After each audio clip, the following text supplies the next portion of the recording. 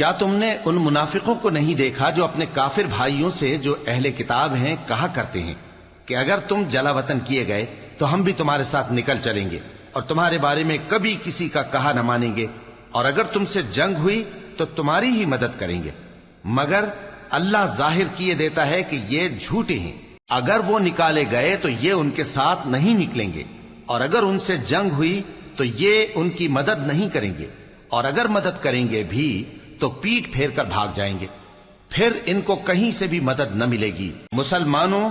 تمہاری ہیبت ان لوگوں کے دلوں میں اللہ سے بھی بڑھ کر ہے، یہ اس لیے کہ یہ سمجھ نہیں رکھتے۔ یہ سب جمع ہو کر بھی تم سے نہیں لڑ سکیں گے مگر بستیوں کے قلعوں میں پناہ لے کر یا دیواروں کی اوٹ سے۔ ان کے آپس میں بھی بڑی لڑائی رہتی ہے، تم خیال کرتے ہو کہ یہ اکٹھے ہیں، حالانکہ ان کے دل پھٹے ہوئے ہیں۔ یہ اس لیے کہ یہ بے عقل لوگ ہیں۔ ان کا حال ان لوگوں کا سا ہے جو ان سے کچھ ہی پیشتر اپنے کرتوت کی سزا کا مزہ چکھ چکے ہیں،